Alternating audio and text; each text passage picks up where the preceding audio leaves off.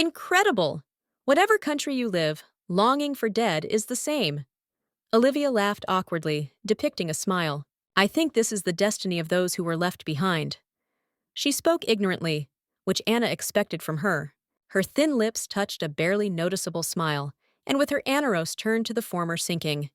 But, Lady Olivia, after all, you pushed the clothes left by your relative, making a bag out of it. With a piercing look, she reminded. And from her words, but the main thing from her gaze, Olivia flinched. And then she discovered the views of all the gathered gentlemen. Over time, old clothes, dusting in the closet, are forgotten. She tried to justify herself, but it turned out very awkward. I was afraid that I would just forget about her. She continued to invent Olivia, and if Charlene clearly believed her, then the count is not very good. And this handbag and fan can always be kept with you, right? I just wanted to extend the memory of the daughter-in-law. My God, Ollie, how can a person's soul be so kind? The naive Charlene regretted her friend, putting her hand on her shoulder. But Anna Rosa no longer suffered by naivety, and therefore firmly stated in thoughts, lie.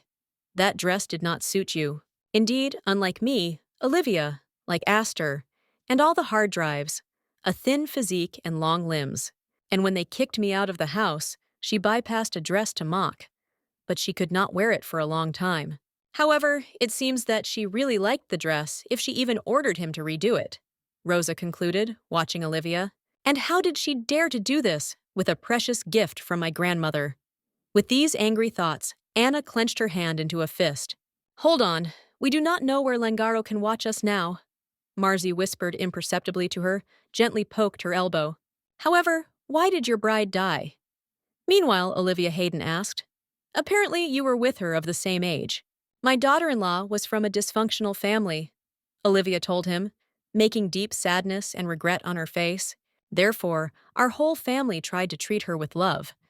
She said, but only the worst remembered for due. However, she still did not feel happy. But with these words, the former Letitia Violet could agree. I think our feelings have not reached her heart. Olivia sighed heavily, taking her eyes wet from tears aside. And when her father died, the sister also left for him. She sobbed, covering her face with her hands, and Charlene rushed to console her. Do not cry, Ollie. After all, everything is already in the past, right? She said that when Edgar looked at the quiet Anna with sympathy. I did not choose to die. You killed me, she said in her thoughts, not paying attention to the pity and views of the Marquise. You all are just sorry that I have nothing more to steal. Rosa decided to herself, pursing her lips with aversion to Olivia. All of you to one killer, she shouted in her thoughts, seeing Olivia through and knows that now she was not crying at all. And this knowledge should be reflected on her face, because Marzi looked at her very alarmed. By the way, why did Lady Olivia go all this way from Northland here? Suddenly, the Marquise asked a very reasonable question. I came here to see the famous Port of County Kant. Olivia answered, but Marzi did not even think to retreat. Does someone accompany you? She continued the interrogation, to which Olivia was awkwardly answered. I am alone, but I arrived in county with Charlene. Just amazing, Lady Olivia. She fogged the Marquise, which is why Olivia asked her bewildered. What? Unmarried women to travel one to foreign countries should be unpleasant. Calmly explained to her by Marzi and continued. Moreover, as I understand, Nordland is a particularly conservative place of old views in relation to women. And since these stereotypes are very narrow and excessively strict, the Marquise withstood the pause, hiding a crafty smile behind the fan. Then, why did Lady Olivia come to another country alone? Marzi identified the last word from which Olivia was dumbfounded. Right. When she gets married, unnecessary rumors can be known. Mentally noted Anna, standing next to Marzi. How did you get permission to come here? The Marquise asked the control question, what Olivia squeezed a skirt in her hands. Lady Marzi, my mother wanted me to see more and learn about the world. Olivia was built again, so she loves and cares about her only daughter. She praised her mother, but Anna knew the truth. Clarissa, how traditionally it was all love to her son. She remembered how offended sometimes Olivia looked in the back of her mother. And now, when the price of a family promotion has risen due to Astor's success, Olivia is difficult to establish relations with good families. I will never believe that she arrived alone. Anaros said in her thoughts, squinting at Olivia a gaze. I am sure that she is hiding something. So Anna decided to herself, while Olivia, with all her might, portrayed a relaxed look. I see my dear faces. Suddenly, someone's melodic voice came, and everyone turned together to his owner. Marquis Baudrin, Miss Marcy. With a smile, a green-eyed blonde, the Duchess of Sullivan greeted the vigorous, as well as our other guests. The Duchess turned to everyone else, and Olivia embarrassedly lowered her gaze, fingering Seryoja. We are so glad that all of you have joined the tea party of the Sullivan family. Solemnly finished the Duchess with a greeting. This is an honor for us, the Duchess of Sullivan. Edgar was the first to answer, bowing. Thank you for your visit. She thanked that. However, why are you all here? Suddenly, the Duchess of Sullivan asked with a polite smile that did not leave her face. I ask us to excuse us. Edgar was the first to realize that they were delaying and led his sister to the garden of the estate. A little behind them was Anna, when she heard the cheerful Charlene behind her. Let's go soon, Ollie. Anaros turned around, giving Olivia an unkind look, and promised her in her thoughts. Do not even think that this is the end.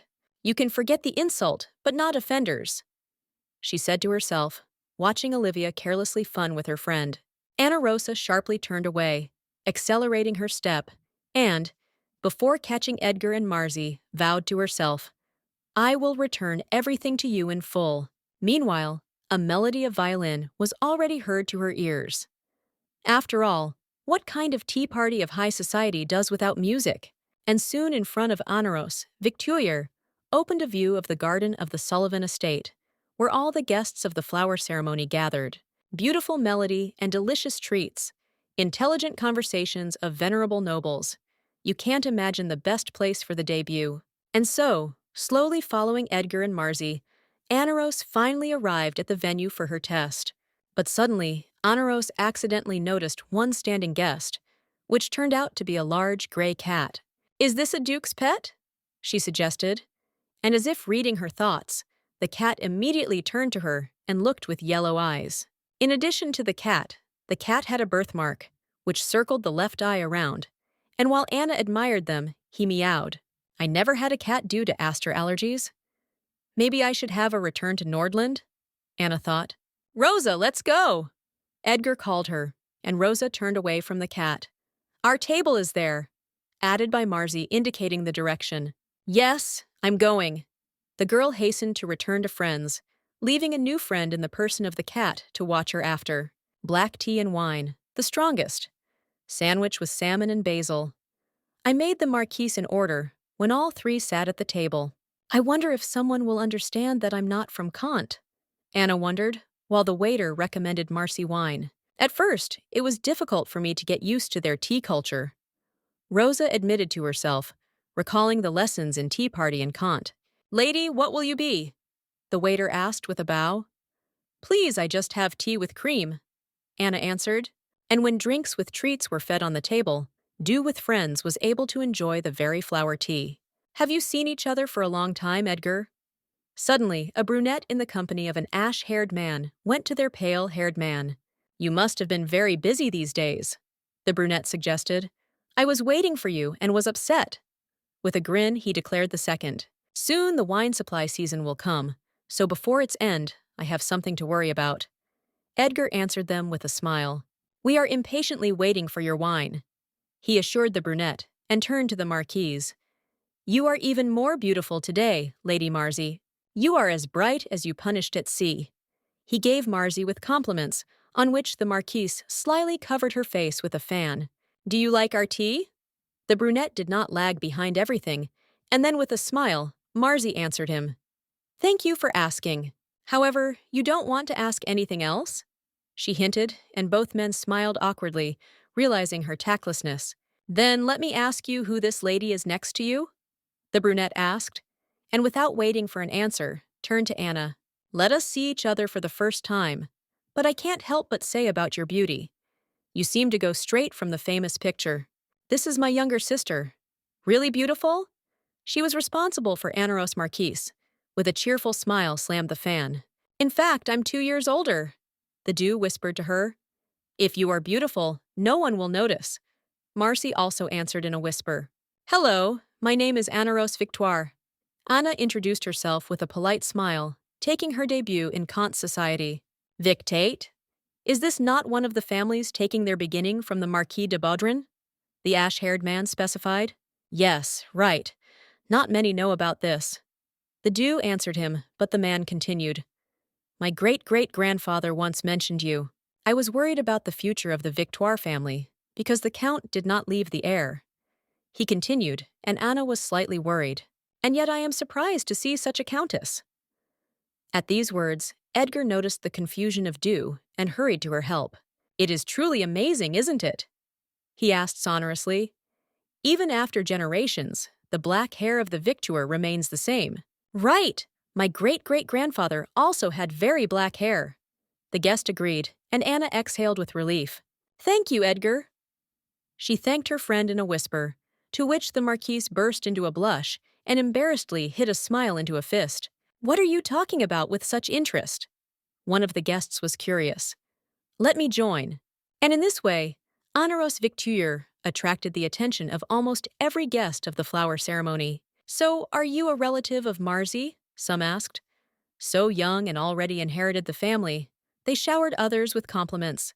I was pleased to meet everyone. Please excuse me for a moment. And on this, Anna came out from the table. Well, my debut is very good. She thought on the way to the ladies' room. But I need to take a break. Wasn't you going to wear a turquoise ring today? Suddenly, the voice of Count Hayden was heard, and Anna turned around. After all, I was preparing for this and put on blue cuffs. The Count continued annoyingly. And really strange. Charlene agreed to guiltily. When I was going to wash my hands, I took off and laid it on the table. And after it disappeared. The bride of Hayden was explained. Maybe it fell to the floor? The Count suggested. I thought so too, but I did not find it. Charlene answered sadly. Maybe it rolled under the furniture. Hayden did not give up everything, but Anna reminded him of something, and she thought about it. Really? Or maybe it's all about the maid. The Count was desperate while Anna continued her journey. It cannot be Hannah, Charlene objected.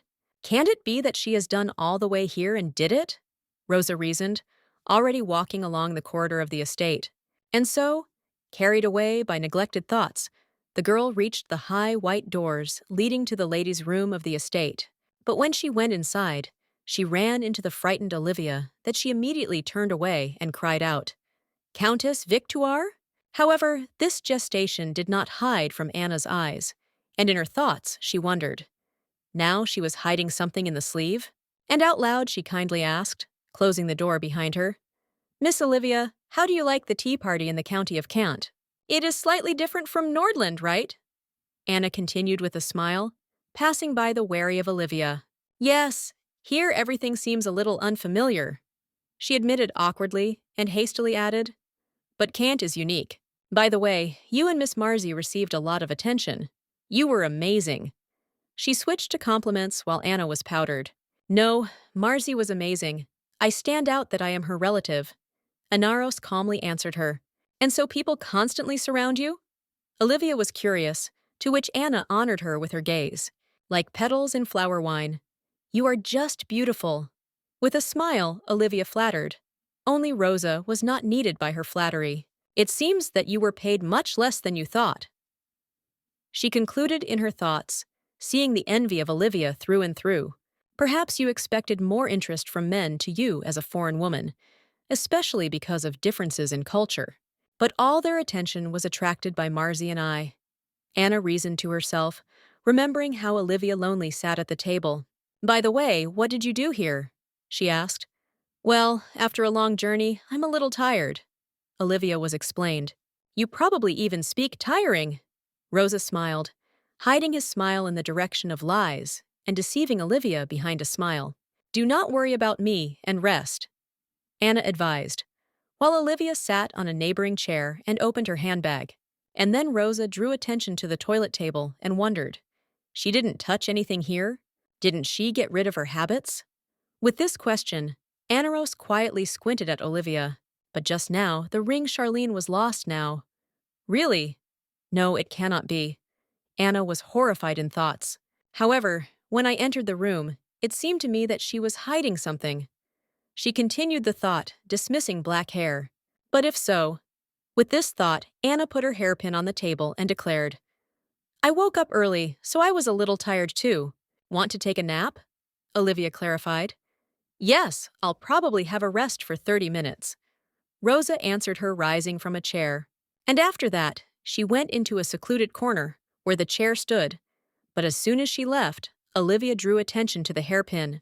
It was decorated with precious pebbles, blue, and with a greedy look, Olivia admired their brilliance. Meanwhile, the big wall clock in the ladies' room was already struck by half the fourth, announcing time with a quiet ringing. Olivia stumbled, deciding that the ringing would wake the Countess, and quickly turned to her. Countess Victoire? However, to her surprise, and possibly relief, Anaros still indulged in sleep, wrapped in a scarlet blanket. Countess, are you sleeping? Just in case, she quietly asked her Olivia. But Anna again did not respond. Then Olivia decided to approach her in order to see for sure. But the next moment, she heard her steps approaching the door. It seems to be a restroom in this side. A girlish voice came behind the door, and Olivia froze, listening to him. Yes, nothing has changed here since last year. The second voice was heard, and then Olivia hurried in a panic. Meanwhile, the ringing of a clock tower was unraveling on the entire estate of the Duke of Sullivan, which announced the beginning of the 5th hour. But Anaros did not wake up everything, and smiling nervously with such a luck, Olivia grabbed her handbag and quietly walked away. But as soon as the doors were closed, Anna immediately jumped up from the chair and dropped the blanket from herself, rushed to the table, and having run up, the girl looked around fluently and froze in place, because the hairpin she left disappeared. However, despite the loss, Anaros's lips touched a very pleased smile, and in her thoughts she stated triumphantly, expected. And the next moment, two ladies entered the room. God, Countess Victoire, so you were here? One of them asked with a smile.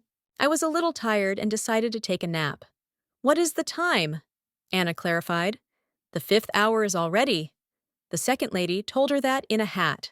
Have we disturbed you? The first one caught on, the one without a hat. What do you? Thanks to you, I woke up in time, Rosa reassured. If you think about it, it seems that Miss Marzi has recently been looking for you. The blue-eyed, brown-haired man in a pink dress warned her. Is it true? Then I hurry and go. Anna answered her and returned to the table, while the ladies began to talk peacefully. God, my hairpin! Suddenly the Countess exclaimed, and the blue-eyed lady asked her alarmed. Did something happen? Anna Ross slowly turned to her, and expressing a fright on her face with awkwardness, admitted, My hairpin has disappeared. Two ladies looked at each other puzzled, and Anna continued, What should I do? This hairpin is a gift from a person dear to me. How does she look like? The blue-eyed lady asked. This hairpin is the size of a palm decorated with sapphires, Rosa answered.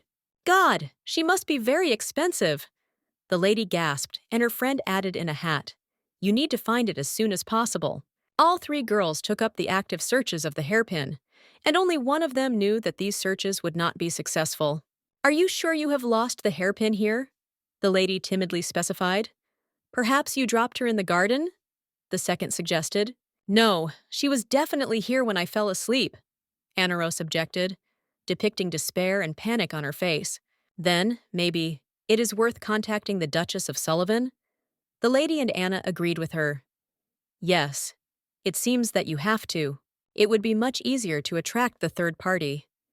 In her thoughts, she decided and carefully took the blue-eyed lady by the hands. Lady, thank you for trying to find my hairpin with me. Anna gratefully thanked the girl.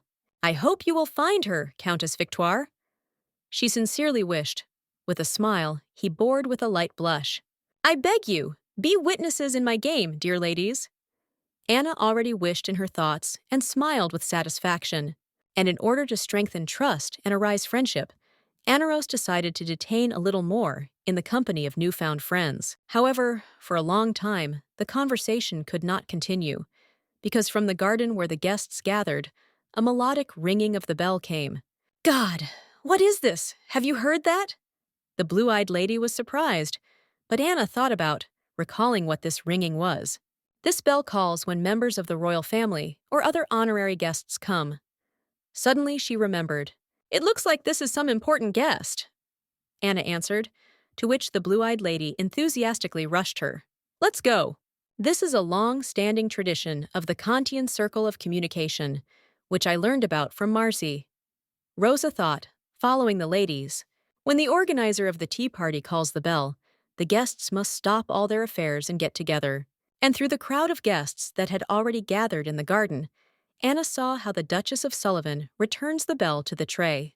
At the same time, Anaros felt the excitement, from which she had a slightly wet forehead, because now she was tormented by the question, who is this? In the list of invited guests that Mr. Langaro showed me, there was no man from the royal family. Anna thought, it seems that everything is here. The Duchess began. First of all, I express my sincere gratitude to everyone who came to our tea party. This alone already overwhelms me with joy.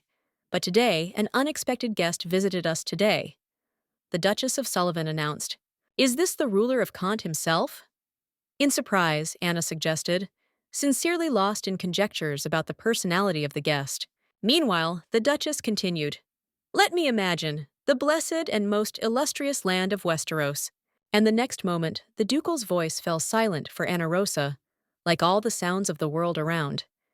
Because she saw him. This is Prince Zionian, sole mayor, from the royal family of Summerhurst. The Duchess of Sullivan finished represent a secret guest. God, I can't believe, someone whispered in the crowd. We welcome the salt. This happens once in a life, the other shouted, and only Anna was now the sole not here, and not with everyone. Did he come to see me? This is all what she could think about.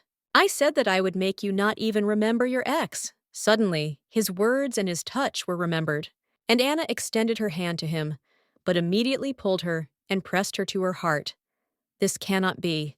She decided bitterly in her thoughts. He must have come to look at the results that I have achieved. Judged herself with this thought. After all, our relationship is only for the sake of a transaction, she reminded herself, remembering that day. It is foolish to expect something more. It's better to focus on checking, and I will not think about unnecessary things. She decided to herself and sighed heavily. After all, I do not want to disappoint Zionian. And with this thought, Anna decided to return to the guests in order to continue to play her role. True, I also did not expect to see the salt personally. She carefully joined the conversation with a friend of the ladies discussing Zion. He truly deserves to be called a miracle, Anna Lady answered enthusiastically, while Marzi suddenly noticed their company. What's happening? She also joined, to which Anna explained to her with a smile. Sol arrived, and we are talking about him. You're not afraid that he is here? With a cunning grin, she asked the Marquis. No, this is not so, Rosa answered embarrassedly. However, this was not true. She was scared. After all, initially, she was going to raise the noise about the disappearance of the hairpin. However, due to the emergence of salt, this act would become ambiguous. What if I'm just looking for an excuse? She asked a question. Meanwhile, while Anaros was tormented by internal dilemmas, Marcy only now drew attention to her hairstyle. Didn't you tie your hair today? What about your hairpin? The Marquise reasonably asked, and Anna turned to her. I took it off to take a nap, and when I woke up, she disappeared. She was awkwardly admitted, to which the Marquise flashed. What? You say someone stole it? She asked Marzi, so loudly that her question flew to Charlene and her groom, Count Hayden. Something happened, Miss Marzi? The girl was worried about the Marquise. It looks like someone stole a hairpin of dew. How could she get lost? Suddenly, the new acquaintance of Anna approached the new friend. That lady with blue eyes. I heard that before the Countess fell asleep. The hairpin was there. She was definitely stolen, the lady said confidently. Looks like that? Nevertheless, Anna agreed with her, playing out an excitement on her face, and cast a thoughtful gaze of the guests. However, who did it? She voiced the question, loudly enough for him to be heard by all the guests present. Is there really someone so in need of the decoration of the Countess? Immediately crawled questions across the crowd, and these questions reached the ears of Olivia. In addition to the visit of Sul, something else has happened? Yes, the hairpin of Countess Victoire disappeared. God is my countess!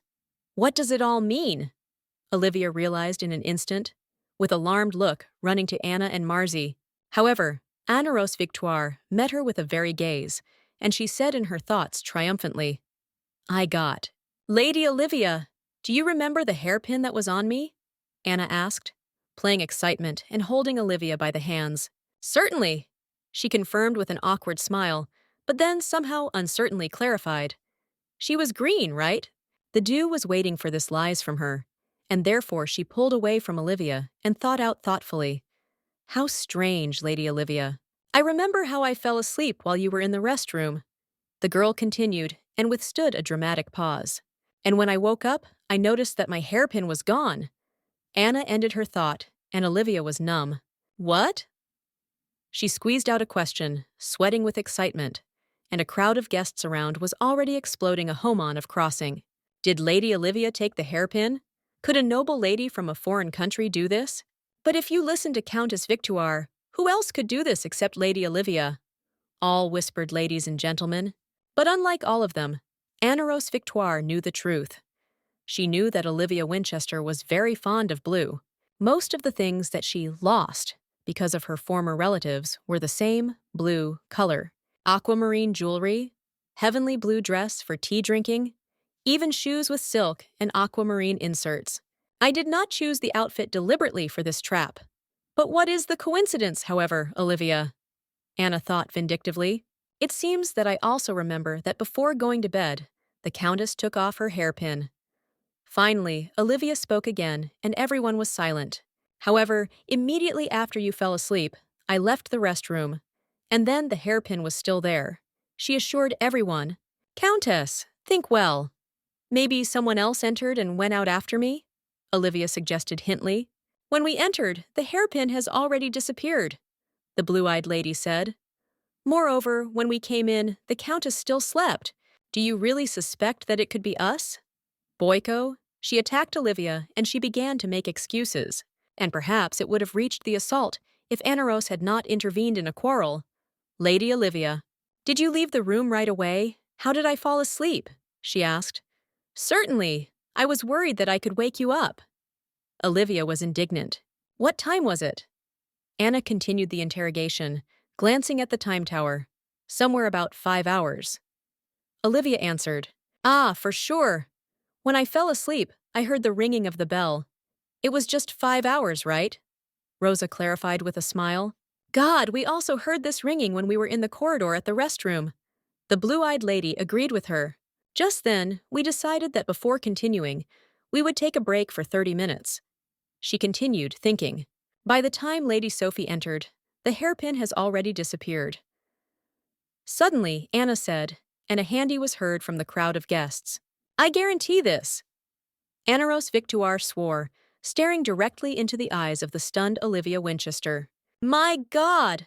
Countess Victoire, do you suspect that I am a thief? Olivia was horrified, in shock covering her mouth with her hands. I really could not. You are so cruel to me, Countess. In the end, she burst into tears, covering her face with her hands. Can I say something if you do not mind? Suddenly, the word Charlene took, with excitement in her eyes, going closer to Anna. Olivia is not such a person. In addition, she is more recently in the county of Kant. The bride of the Count for her friend stood up. There may have been some kind of mistake. Please think more. The kind but naive Charlene was sincere. In any case, Lady Charlene, did you not lose any values lately? In a cold tone, Anna asked. Ring. She quietly admitted, and thinking, looked at her friend. Charlene? Olivia was worried, but obviously not for her. First, Lady Charlene ring, now Countess's hairpin. Too many coincidences. Guests were whispered again behind her. No! I really did nothing like that! Desperately screamed Olivia Winchester throughout the yard of Sullivan Estates. If you do not believe, you can safely search me. Next, she said, confidently, and with a challenge, with her hands out in front of Anna. I heard at the tea ceremony to be theft. The Duchess of Sullivan intervened in a calm tone. Can I help you with something? The hostess of the estate was worried and gave Anna with Olivia a polite smile. "Duchess, could you be my witness?" Olivia asked, and the Duchess clarified. "In what sense is a witness?" "I ask you, searched me in order to prove that I did not steal anything." Olivia explained with a prayer, pointing to herself with his hand.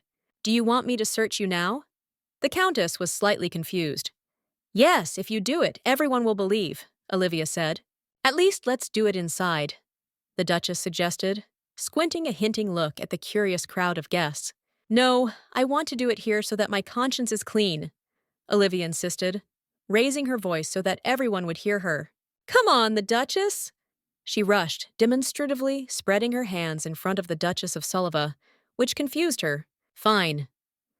The Duchess sighed, still going to concessions, and politely asked Olivia her handbag for examination. "The lady's bag is empty," soon the Duchess declared, and Olivia smiled.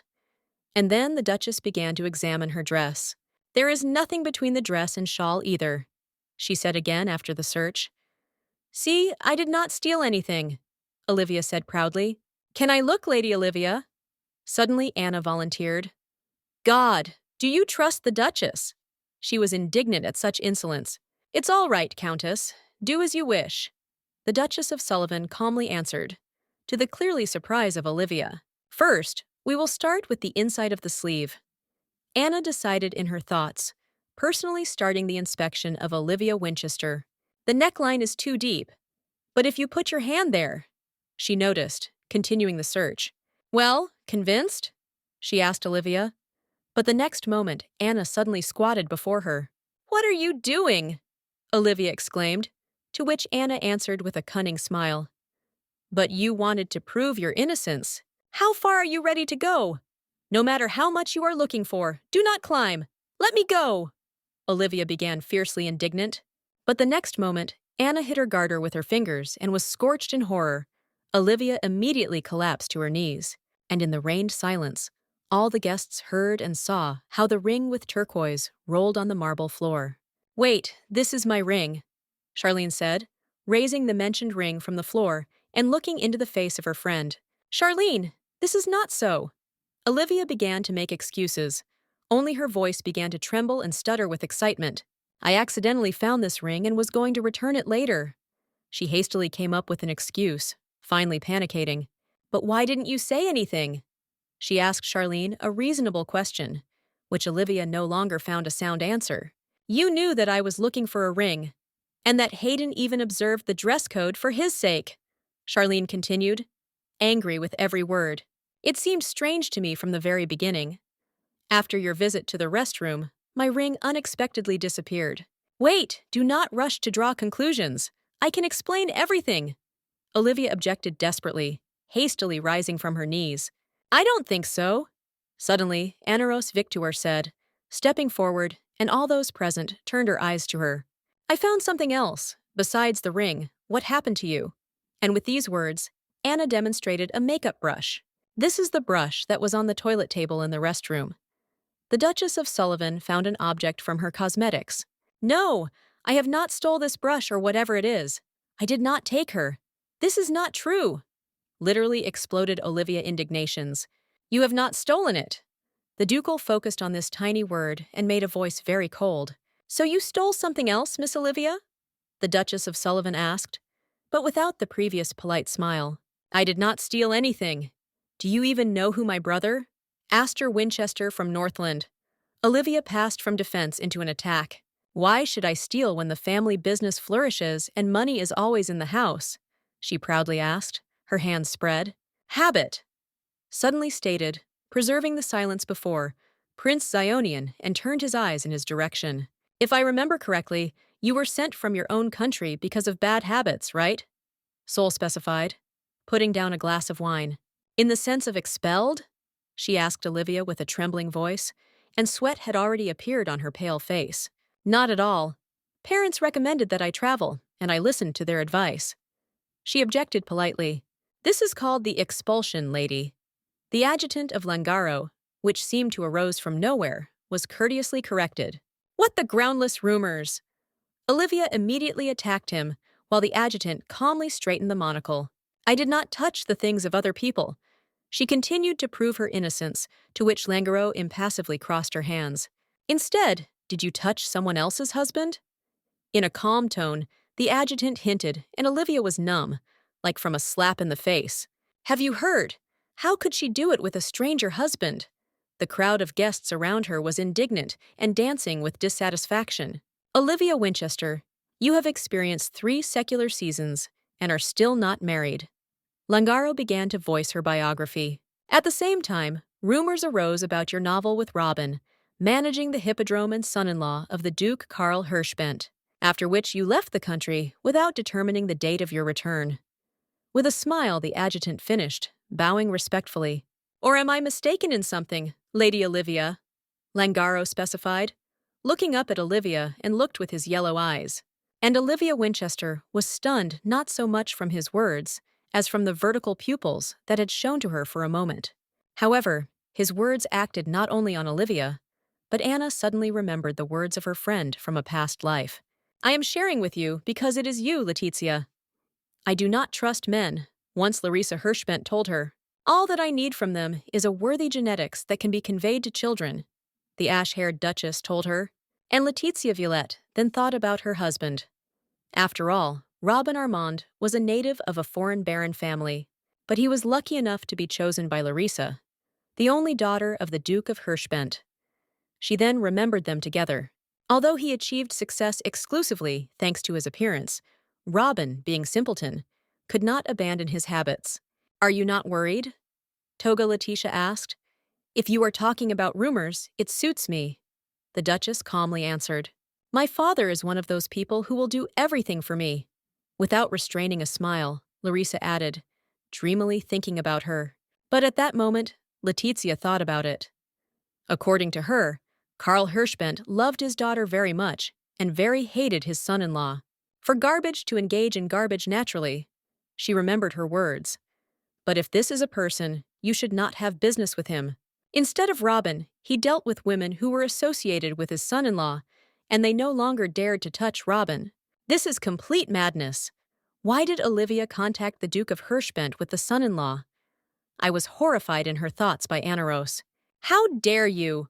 Meanwhile, Olivia hissed from boiling anger and shame, which alerted Anna, like all guests, it seems that you have a tendency to get hung up on other people's things. This is regrettable. With a polite smile, Langaro answered her. Meanwhile, the Duchess of Sullivan approached Olivia, and from her surprisingly affectionate voice, the girl shuddered. Lady Olivia, I need you to come with me. With the former good smile, the Duchess asked in the company of the maids. Wait, I can explain everything, Olivia began, but the maids immediately grabbed her by the arms. Let me go. You are so bold, although this is not Nordland. In thoughts and with anger, Anna said, watching with a severe look from the side. And while the maids fired the resisting Olivia, the Duchess of Sullivan turned to Anna. There was a misunderstanding. However, our tea ceremony is not over yet. She turned to all the guests present and slammed her hands, and the musicians immediately perked up. We prepared a concert at the garden fountain so that everyone could enjoy a beautiful melody. And when the Duchess of Sullivan finished her speech, Anna returned her brush and she nodded gratefully and then left. Probably this means that she will find my hairpin. In her thoughts, Rosa suggested, watching the Duchess after. It doesn't matter if it is lost, but it was bought with the money of His Highness. In the end, because she belongs to him. However, the girl's sad thoughts suddenly interrupted Langaro, just as suddenly arising behind him that he called out Anna.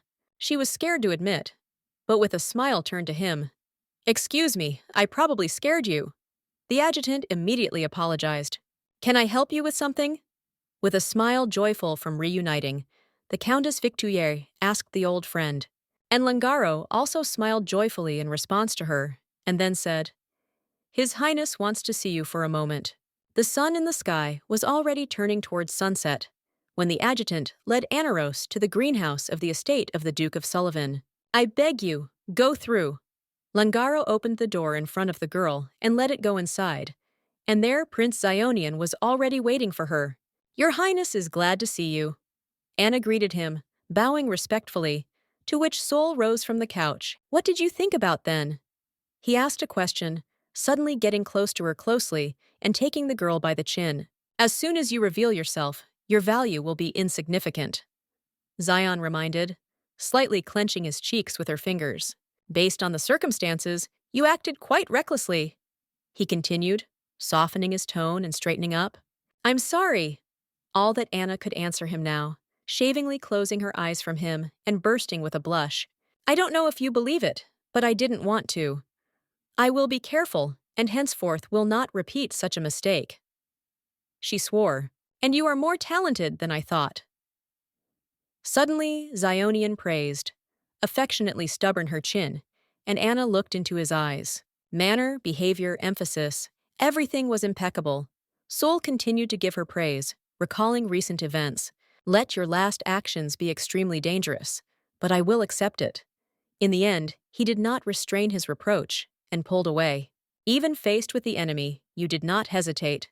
With these words, Zionian returned to the sofa, leaning back in his back. Your Highness, did you know? The fact that Olivia will visit today's event. Anna dared to ask her a question tormenting her. Even if he knew, will it change something? Zionian answered her with a question to the question, straightening up on the couch. This was the reason why I was supposed to attend the Duchess' tea ceremony. Anna guessed in her thoughts. His Highness wanted to check Anaros, and at the same time see if Letitia can overcome his past. What would you do if Olivia did not have stolen? The sudden question of the prince returned the girl to the present. Olivia did not lie only once. She did not steal a brush, Rosa admitted, recalling the crushed face of the offender. In fact, I took her. I needed to prepare the soil so that Olivia could not get out of the water.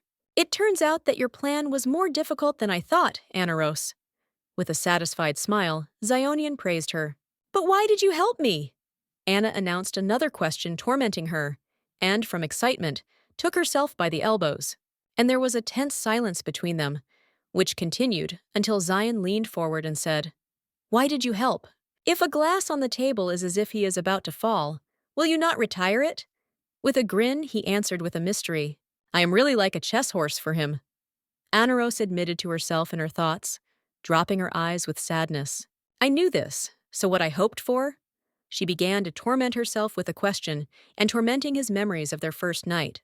Again, this look. Zionian dug in displeasure, thereby returning Anna to the present, and she asked bewilderedly, What? Excuse me, Your Highness, I don't understand what. Anna began to make excuses, but fell silent when Zion took her hand. A look that was bored, and wished me. He explained, pulling Anaros and putting him on his knees, he enclosed in a hug. I remembered how you, pressed by me to bed, resisted and cried with disgust. He continued, stroking her back. So tell this, he said slyly, pressing the girl to him harder, so that she had to bow to his face. And Anaros closed her eyes and whispered what he wanted to hear, and she wanted to say herself. I missed you. Didn't you share with me coziness and calmness that I have not felt for so long? She asked quietly in his hands. It was a year ago. Zion calmly answered her, and then she asked again. What was it for you, Your Highness? Do you want to hear that I missed you too? Prince Zionian guessed, and smiled modestly, only with the corners of his lips. But Anna said nothing more, embarrassedly looking away, and then Zionian sighed wearily. You are very annoying. And the next moment, he sharply laid Anna under himself, which frightened the girl and immediately hung over her, resting his hands on the sofa. Despite the fact that you are so desperately eager for attention, but you are scared when they show it to you, Solly said Sol. So why should I miss you, if I always can hold you in my hands? From these words, Anna froze under him. You can do this with any woman you wish. I'm simple. She began to make excuses again, but Sol stopped her. Just? He repeated this word, and then gathering his gaze, Anna admitted. I thought you were hugging me out of pity. Letitia! Suddenly, he whispered affectionately her native name, and with a smile clung to her ear. You think too much. It fills your head so much that it pours through the mouth. He doused her skin with hot breath and bit his lobe. I can't say that I missed you as much as you. With these words, he pressed her hands into the sofa. But I really missed. I missed your eyes, similar to Violet's, and in a miserable expression, you just have to press you to something. Therefore, it was time to abandon the hatred of himself, which became a habit. Having said this, he again put her on himself. What if it's hard to do? Anaros asked quietly, all red from the heat and desire, gently stroking his face. Then there is only one thing left that I can do for you. Zion answered vaguely, smoothly slipping his hand under her skirt. I will bring you until your head is devastated. He promised and seized her neck with a kiss. You missed this, Anaros? With a smile, he asked the one to whom he gave this name and smoothly pulled off her dress. The next morning began with clear weather outside the window, and also from the back of sipping and a sweet yawn. Why am I repeating it again and again? Anna turned to herself with a question, lying in her bed, in her chambers. Zionian should neither touch me nor contact me at all. She decided to herself, rising in bed. It's better not to think about it anymore. And on this thought, Anaros got out of bed, welcoming the sun outside the window. I understand that everything will return to its place as soon as the deal is completed. She thought sadly, going to the table. But as soon as she took her a bug, as Marzi immediately burst into her chambers. What is this sound? Rosa, are you okay? In full. With an awkward smile, Rosa reassured her. In full? Just look at yourself? The Marquise objected. In one day, almost spoil all the work. She complained annoyingly, examining her friend with a critical look. Come on, clean do. Marzi suddenly became very serious. What do you mean, Marzi? Sincerely did not understand the do. His Highness, he scolded you very much? The Marquise asked excitedly, and Anna was amazed at this issue. Scolded me? Yes! Otherwise, why did he hold you all day? Marzi flared up. Isn't he locked you in the room, in punishment? Well, he really scolded me a little, Anna confusedly admitted, bursting with a blush, which surprised the Marquis. You know that I am on your side even if His Highness is dissatisfied with you? Having said this, Marzi sat down at the table. This woman, Olivia Winchester, is not at all familiar with the concept of honor. She changed her subject, which interested Anna. Outwardly, she pretends to be good and sweet, but inside, she is vile and petty. She continued, Marzi, propping her chin with her hand. Yesterday, the Duchess of Sullivan took Olivia with her. What will happen to her now? Anna asked, taking a cup of tea in her hand. Well, maybe you will tell me? With a smile, Marzi hinted, folding her fingers with a house, and Anna began her answer. According to Kant's traditions, only the prince can issue a decree on its exile, but such a small thief does not interest him. By law, the thief is obliged to pay a triple amount from the one that stole. So Olivia will have to pay greater compensation. Having finished with the answer, Anna calmly drank tea while Marzi began to praise her. As expected from my best student. By the way, Marzi, did I go through your test? Anna asked carefully, as if embarrassed by this question, and set aside the mug. Your exam has not ended yet, do? With a smile, the Marquise answered her, which surprised her friend, and she asked in confusion. What? Mr. Langaro will tell you about the next test. He is waiting below, so let's go down. She suggested Marzi, and having changed clothes, Anna went down to the first floor, where the adjutant really expected her. Mr. Langaro, she called him. Good morning, lady. You are beautiful as water lily. With compliments and a smile, her adjutant of the prince greeted her. Thank you for the compliment. Anaros thanked him, clearly embarrassed, and answered with the same embarrassed smile. And the next test? She timidly began her question, but Mr. Langaro already understood everything and politely stopped her. Perhaps we will sit down first, he suggested. Before I talk about the test, I would like to tell you something else. After a night interrogation, Olivia admitted everything. With these words, the adjutant laid a stolen hairpin on the table.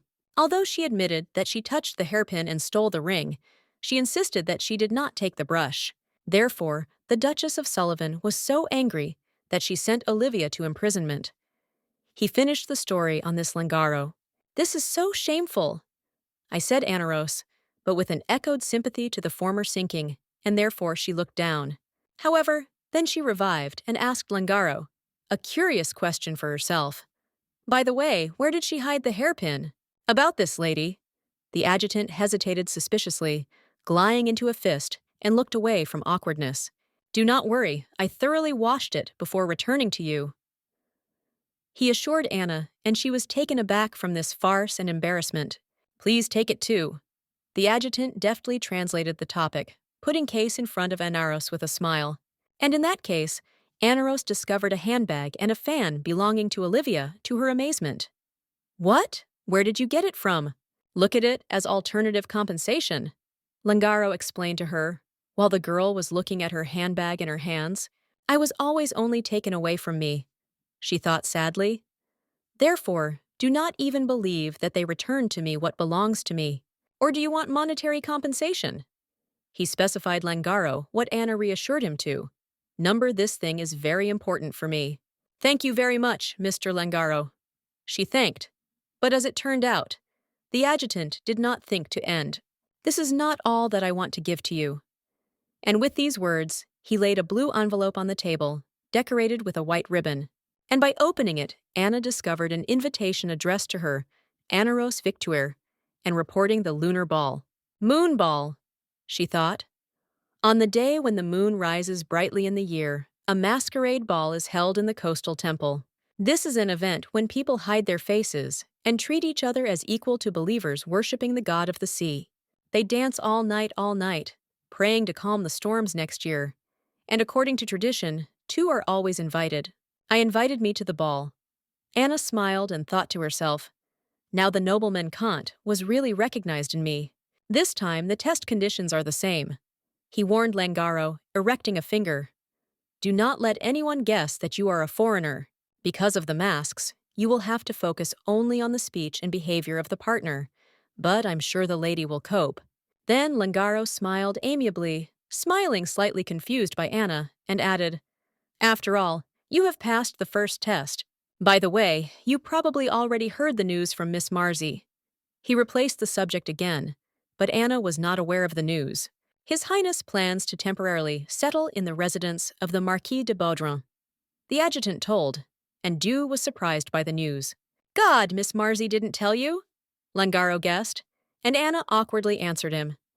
Yes, we were a little confused. It's okay, immediately reassured her adjutant. Initially, he planned to stop at the Duke of Sullivan, but changed his mind. As you know the lady, His Highness is not the easiest person. Langaro hinted with a smile, and Anna embarrassedly agreed. I can't believe that we will live together with His Highness, she thought, picking up an invitation to the ball. Such a feeling, as if they would evaluate me every minute. But in any case, does he stay here because of me? Dreamily reading Anna's invitation, and did not notice how she burst into a blush. But the next moment they knocked on the door. I heard that Mr. Langaro was guest and came to greet him. From the threshold, the Marquis Edgar Baudran said, Did you manage to happen? He specified, approaching closer. I had a message for Miss Anaros. Langaro answered him. The time comes for the lunar ball. The Brand de Baudran guessed, noticing an invitation letter in Anna's hands. Marzi and I were also invited.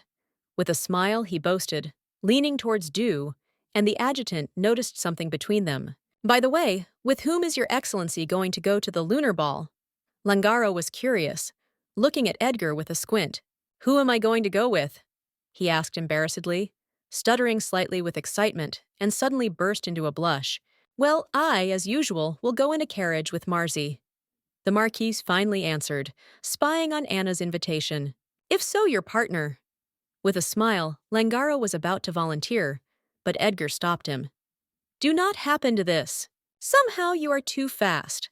The adjutant continued to make fun of the Marquise, and he answered, Didn't you go too far? The day was in the evening, when Marzi and Anaros returned to the Baudran estate from a walk while going to the rain.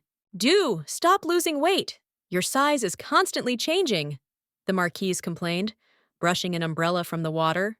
This does not depend. In embarrassment, Anna answered her, knowing the genuine reason in the person of stress and experiences. It seems that you were unhealthy at breakfast. Maybe this is this? Marzi suggested, looking thoughtfully at her friend. Good night, Marzi. We worked hard. Anaros wished her, kissing the Marquise in her forehead. Sweet dreams, Dew, Marzi answered, and her friends said goodbye to that. And soon Anna was again in her chambers. Meanwhile, the maids have already delivered today's purchases to her room, and Dew made one of them on the table. I could not ignore the advice of Marzi, and chose it. With this thought, she opened a box with a luxurious pink dress. However, it looks like I put on my wedding. With sadness, Anna noticed, not so joyfully looking at the dress. Interestingly, having entered into a second marriage with Lianka, Aster will go along the same path again? She thought, looking out the window. I don't think I can fall asleep. Anaros decided aloud, and without looking at the dress, closed the box. Then she changed into a nightshirt, and when she headed for her bed, she noticed a box of wine on the table. Near the box, he was already standing, by someone a kindly provided glass, and next to him a note with only 2 words. Marcy Bodrin. Thank you! Anna thanked her friend. Then she poured wine into a glass, and crouching on a chair, drank it with pleasure. You seem to be enjoying. Suddenly, Zionian's voice came behind, caught Anaros by surprise. Your Highness? Anna turned sharply. It looks like you never got rid of your habit, Sol said annoyingly. It was a mistake to entrust you with the Marquis Bodrin, engaged in the production of alcohol, he said, taking a bottle of wine in his hand. Sit down. It was not enough for you to fall and damage something, Prince Zionian advised, looking from a bottle to do. Yes. Anaros answered him quietly, but the prince did not notice the lethargy in her speech, as he did not notice that the girl suddenly led back. Anna wanted to lean on the table, but that scraped from the edge and scaredly screaming, the girl collapsed to the floor. Crap! Zion cursed, rushing to her aid and carefully lifted the girl from the floor. Do! Open your eyes! How are you? The prince asked excitedly. The head is spinning a bit, Anna admitted, either from a drink or from a fall. I told you to sit down and you decided to break your head? Is this a protest? Sol was indignant, lifting the girl to his feet. What is the end of you to drink, or die? From these words, Anna shamefully lowered her gaze, like a guilty child. This life had to end for a long time, but this body is moving from a sense of resentment. She said quietly, I was lucky to meet His Highness and survive, but my heart was broken when they hit me with a knife. I tried to glue it for revenge with the last forces, but this crack creaks as if it would explode at any moment. Anaros looked up on the table with a donated bottle of wine and added, Therefore, sometimes a crack needs a lubrication. However, I will not allow alcohol to destroy your work, she said firmly. Therefore, I immediately pick up myself, Anna Smolla, telling the prince everything that was in her soul and everything that the wine gave the courage. However, Sol thought about the answer. To be honest, I have never been in a similar situation, so I don't understand you, he admitted, and Anna looked into his eyes. However, in theory, this is familiar to me. Unlike weak people who look away, you tried, Anaros Victoire. So much so that this impressed even on strict Bodrin. Sol told her everything, hiding his hands in his pants pockets. Therefore, I have no doubt in your true intentions. From these words, Anna looked at the prince, as if she recognized him again. Even if you close your eyes when you are scared, it will be the best that you can do. He finished Sol and immediately fell silent. Anna did not know how much time they spent in silence, until Zion himself violated it. Now come back to the bed. The prince turned away from Anna and already set out to leave her chambers, when she suddenly took up the edge of his shirt. I don't want you to leave, Anaros whispered, and Zion turned to her with a question. What? Haven't sobered up yet? I want to say. Anna hesitated, but she found the courage to ask a question. Could you cut me off? Despite the evening spoiled by the rain, the morning of the next day met the inhabitants of the estate cheerful weather outside the window. The rays of the sun penetrated the chambers of the Anaros through the non-hiding window and gently stroked the girl sleeping in the arms of Zionian. Anna opened her eyes, starting to wake up, but Zion gently stroked her face and asked to sleep a little more. Thank you for accepting my rudeness. Anna thanked him. Thanks to this, for the first time in a long time I slept calmly. Am I like sleeping pills for you? Suddenly Sol was indignant, rising sharply from bed, which made the Dew was at a loss. How could I? How can a servant relate to his owner? She swore, but Sol froze from her words and thought. And then the prince silently began to dress, and Anna dared to ask, Did I do something wrong? And he answered her, I did it. And after the prince simply left the room, and leaving the one, bewildered by Anaros, in bed, and with a pile of questions. At the corridor, Zion wandered darker than the clouds, and at that moment he crossed with his adjutant. "Good morning, Your Highness." However, Sol did not answer the greeting, and Langara was worried. Did something happen? And only then did the prince abandon. "Everything is fine." The adjutant realized that everything was not good, but nevertheless he asked, "What you told me to prepare is still in force." The day quickly approached that very bright night, in the year, and under its starry sky, the white walls of the temple towered. Will you honor me to be my partner on the moonlight?" Edgar bowed, politely offering Du his hand. The Marquise stood in front of her, hiding her face behind the mask. But Anna could recognize him by her hair and answered, "Certainly. I apologize, but Du already has a partner."